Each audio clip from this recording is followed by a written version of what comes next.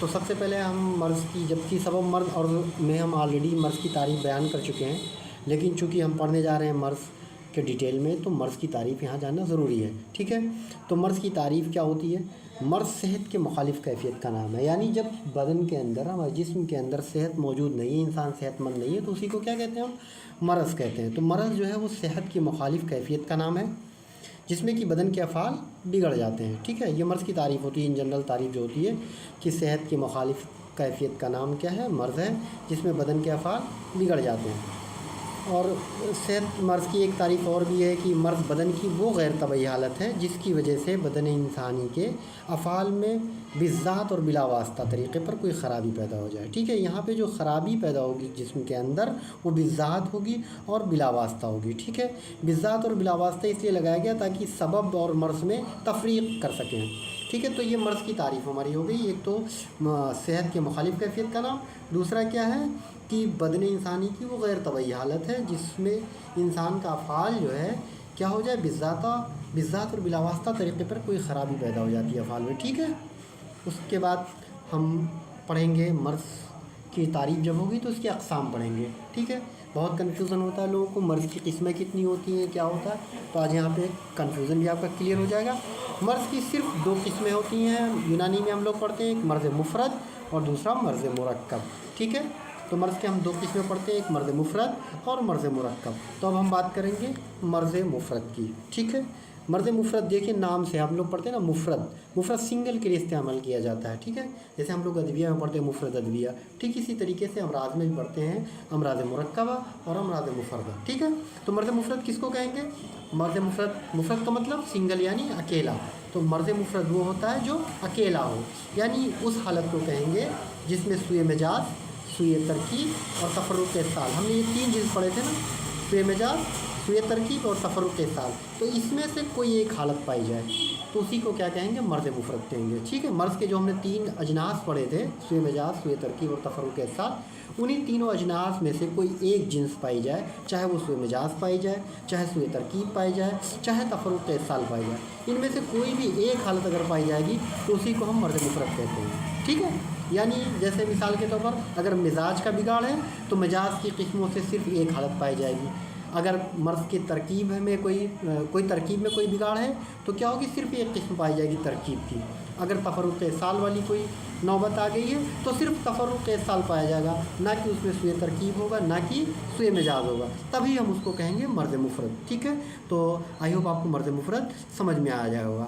تو ہم اس کی کلاسیفیکیشن کی بات کریں، مرض مفرد کی تقسیم کی بات کریں تو اس کے بھی اقسام ہم جو پڑھتے ہیں وہ بھی میں نے بتایا۔ مرض مفرد کی تین بڑی قسمیں ہوتی ہیں، ایک ہوتا ہے سوء مزاج، دوسرا ہوتا ہے سوء ترکیب، تیسرا ہوتا ہے تفرق اتصال، ٹھیک ہے۔ آپ لوگ یاد کر لیجیے اچھے سے، سوء مزاج، سوء ترکیب، تفرق اتصال، ٹھیک ہے۔ تو ہم بات کریں گے سب سے پہلے مرض مفرد کی جو پہلی قسم ہے سوء مزاج کی۔ سوء مزاج آپ لوگ پڑھتے آئے ہوئے مزاج، عمر طبیعہ میں آپ نے پڑھا ہے، بس ہم نے مزاج پڑھا ہے وہاں طبعی، یہاں غیر طبعی مزاج کو کیا کہیں گے؟ سوء مزاج، سو کا مطلب ہوتا ہے خرابی، بگاڑ، یعنی مزاج میں کیا ہو جائے؟ بگاڑ پیدا ہو جائے، مزاج بگڑ جائے، اسی کو ہم لوگ کہتے ہیں سوء مزاج، ٹھیک ہے۔ یعنی جب مزاج اعتدال سے ہٹ جاتا ہے تو اسی حالت کو ہم لوگ کہتے ہیں سوء مزاج، ٹھیک ہے۔ جو ایک طبعی مزاج انسان کا ہوتا ہے، اس طبعی مزاج سے اگر ہمارا مزاج ہٹ جائے، یعنی مزاج میں کوئی خرابی لاحق ہو جائے، اسی کو کہتے ہیں سوء مزاج، ٹھیک ہے۔ اب سوء مزاج کا اصول یہ ہوتا ہے، سوء مزاج سب سے پہلے کیا ہوگا؟ اعضاء مفردہ میں لاحق ہوتا ہے، جب اعضاء مفردہ میں مرض پیدا ہو جاتا ہے تو پھر بعد میں اعضاء مرکبہ میں لاحق ہوتا ہے، ٹھیک ہے۔ تو سوء مزاج میں یہ چیز یاد رکھیے گا، سب سے پہلے وہ اعضاء مفردہ میں لاحق ہوگا، پھر اعضاء مفردہ میں مرض پیدا ہوگا، اس کے بعد اعضاء مرکبہ میں سوء مزاج لاحق ہوتا ہے، ٹھیک ہے۔ تو اب ہم اسی کلاسیفیکیشن کی بات کریں تو آپ سے زیادہ کوشچن پوچھا جاتا ہے سوء مزاج کی کتنی قسمیں ہیں ڈائریکٹ، اور کچھ نہیں کہا جائے تو ہم کہیں گے صرف سوء مزاج کی دو قسمیں ہوتی ہیں، ایک سوء مزاج سادہ، دوسرا سوء مزاج مادی، ٹھیک ہے۔ یا IPGT میں اس طرح کے سوال آتے ہیں، آپ لوگ بہت کنفیوز ہوتے ہیں۔ تو سوء مزاج کی صرف ایسے آپ ان جنرل بات کی جائے گی تو صرف دو قسمیں ہوتی ہیں، سوء مزاج سادہ اور سوء مزاج مادی، ٹھیک ہے۔ اب ہم بات کریں گے سوء مزاج سادہ کی۔ تو سوء مزاج سادہ کا مطلب کیا ہوتا ہے؟ سادہ آپ لوگ جانتے ہیں، سادہ مطلب سمپل، یعنی مزاج میں کیا ہو جائے؟ سمپل طور پہ بگاڑ پیدا ہو جائے، ٹھیک ہے۔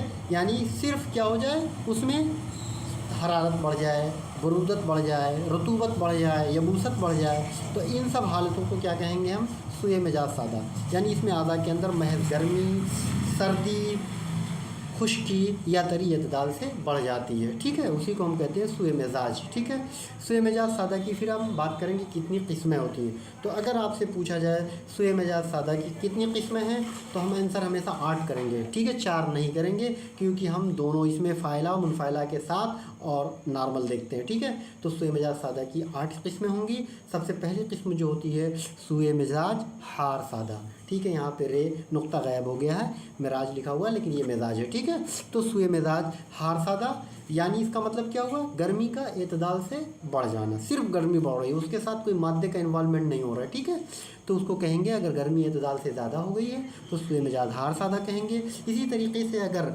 सर्दी एतदाल से ज़्यादा हो जाए तो उसको कहते हैं सूए मिजाज बारिक सादा। ठीक है, तो सूए मिजाज अगर गर्मी का बढ़ जाना है एतदाल से, सूए मिजाज हार सादा। बरूदत या सर्दी का एतदाल से बढ़ जाना, सूए मिजाज बारिक सादा।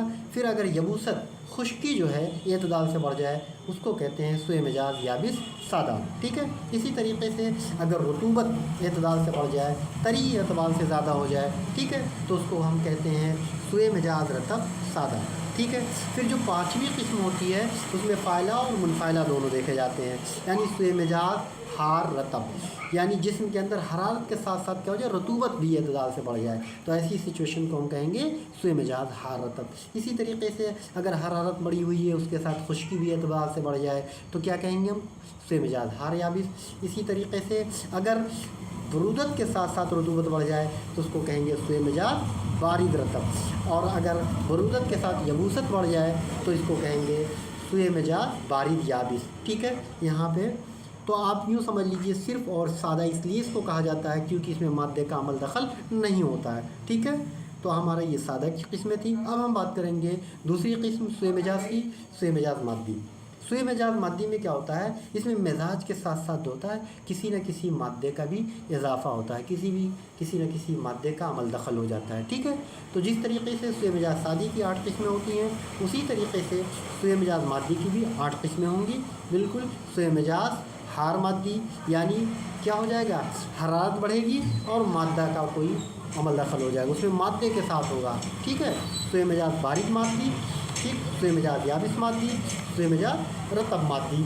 और उसके बाद फिर हम पढ़ेंगे सूए मिजाज हार रतब मादी, सूए मिजाज हार याबिस मादी, सूए मिजाज बारिद रतब मादी, और आखिर होगा सूए मिजाज बारिद याबिस मादी। ठीक है, तो यहाँ पे जो है बिल्कुल उसी तरह सादा है, सादा की जगह हम क्या लगा देते हैं यहाँ पे? मादी, क्योंकि वहाँ पे सिर्फ मिजाज में बिगाड़ होता है, यहाँ मादे में भी। ठीक है, मादे की भी कैफियत तब्दील होती है, उसकी हरारत, बरूदत, रतूबत, यबूसत वगैरह बढ़ती है। ठीक है, तो ये हमारी 2 किस्में हो चुकी जो है मर्द मुफरद की। एक था सूए मिजाज, दूसरी किस्म हमारी जो है वो है सूए तरकीब। ठीक है, सूए तरकीब, तरकीब का मतलब होता है जो हमारी साख्त है, हमारे जिस्म की जो बनावट है, स्ट्रक्चर है, ठीक है, उसमें ख़राबी पैदा हो जाए, ऐसी सूरतों को क्या कहते हैं हम? सूए तरकीब। यानी हमारे तराकीब जो हैं, कॉन्स्टिट्यूएंट जो हैं, उसमें अगर अल्ट्रेशन हो जाता है उसी को हम लोग कहते हैं सूए तरकीब।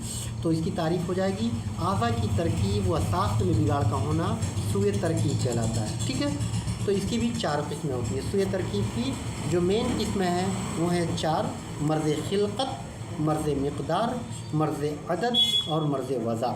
ठीक है, उसकी खिलक़त में, उसकी कोई बनावट में अगर गड़बड़ी पैदा हो जाए तो उसको कहते हैं सूए मर्ज़ खिलक़त। अगर मिक़दार बढ़ रहा है, किसी चीज़ का घट जा रहा है, जो हमारे तनासुब आज़ा के हैं उसमें मिक़दार में कमी बढ़ोतरी हो रही है, तो ऐसी हर हालत को हम कहेंगे मर्ज़ मिक़दार।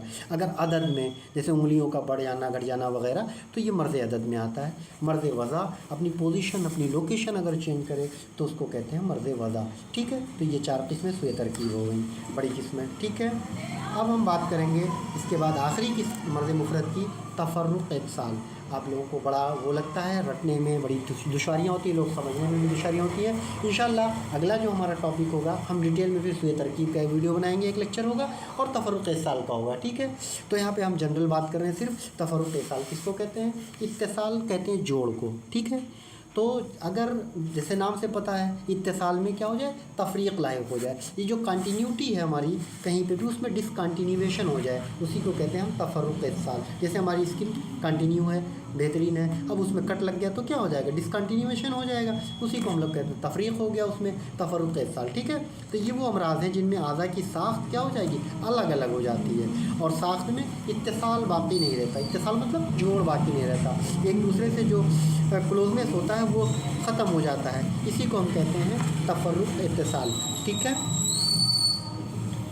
تو یہ تھا ہمارا مرض کی جو پہلی قسم تھی، ہم نے دو مرض مفرد میں ہم نے 3 جنس پڑھے، سوء مجاز جو 3 قسمیں تھیں، سوء ترکیب اور تفرق اتصال۔ اب مرض کی جو دوسری قسم ہے مرض مرکب کا مطلب ہی کمپاؤنڈ، ایک سے زائد چیزوں کو ہم لوگ کیا کہتے ہیں، مرکب کہتے ہیں۔ تو مرض مرکب سے مراد یہ ہے کہ جو ہم نے بھی جو تینوں اجناس پڑھے ہیں مرض کے، سوء مجاز، سوء ترکیب اور تفرق اتصال، ان تینوں اجناس میں سے 2 یا 2 سے زائد اگر ایک ساتھ اکٹھا ہو جائیں تو ایسی مرضی حالت کو ہم لوگ کیا کہتے ہیں، مرض مرکب۔ یعنی مرض مرکب سے مراد یہ ہے کہ سوء مزاج، سوء ترکیب، تفرق اتصال یا ان کی قسموں میں سے 2 یا 2 سے زیادہ قسمیں اس طرح جمع ہو کر ایک مرض بن جائیں کہ اس کی تشخیص اور اصول علاج بھی ایک ہو، ٹھیک ہے، ان کا تشخیص کیا ہو، ایک ہی ہو، اور اصول علاج بھی ایک ہو، تو ایسے مرض کو ہم کہتے ہیں مرض مرکب۔ جیسے مثال کے طور پر ورم میں کیا ہوتا ہے، سوء مجاز مادی بھی ہوتا ہے، یعنی کسی بھی ورم کے لیے مادے کا ہونا